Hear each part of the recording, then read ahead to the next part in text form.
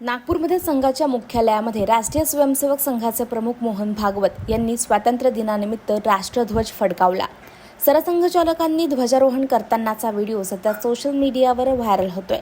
सरसंघचालकांनी ध्वजारोहण केल्यानंतर बांगलादेशमध्ये हिंदूंवर होत असलेल्या हल्ल्यांवर आपलं मत व्यक्त केलेलं आहे। ये अपना 78वां स्वातंत्र्य दिन हम संपन्न कर रहे हैं।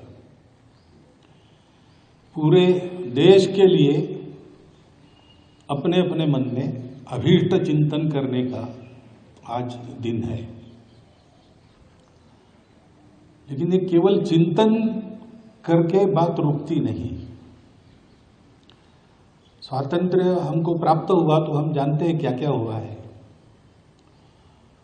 एक लंबा संघर्ष 90 वर्ष का 1857 के बाद चला, तरह तरह के रास्तों से चला, अनेक प्रकार के लोगों ने उसमें हिस्सा लिया।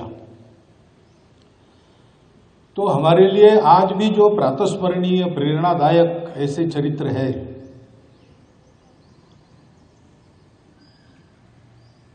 अहिंसक सत्याग्रह से लेकर तो हाथ में शस्त्र लेकर अंग्रेजों का सामना करने वालों तक,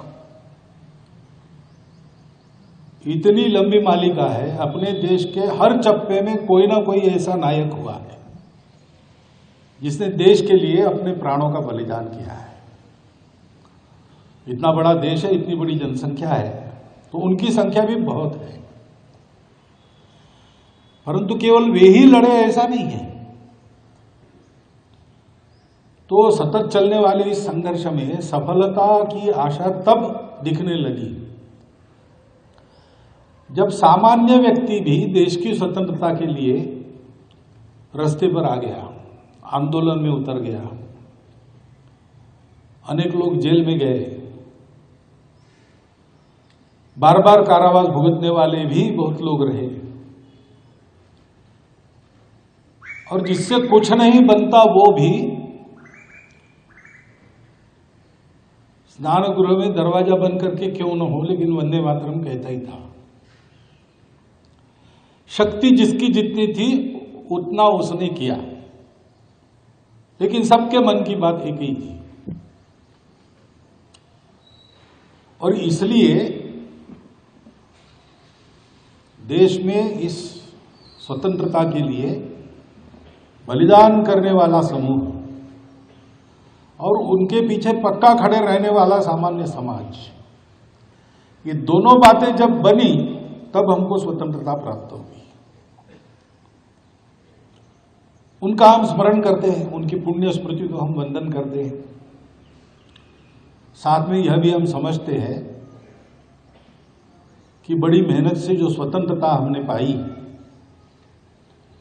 वो पीढ़ी तो चली गई, लेकिन आने वाले पीढ़ियों के ऊपर इस स्वतंत्रता को स्व के रंग में पूर्णतः रंगना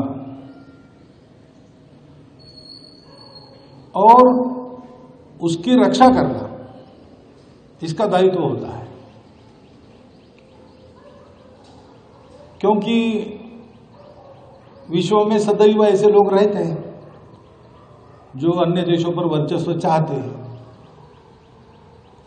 उनसे रक्षा भी करनी पड़ती है, सतत सजग रहना पड़ता है।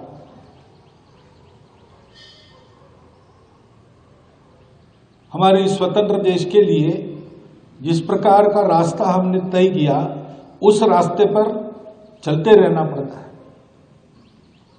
उसके लिए संवैधानिक अनुशासन का पालन करना पड़ता है। तो फिर परिस्थिति के उतार चढ़ाव तो चलते रहते हैं।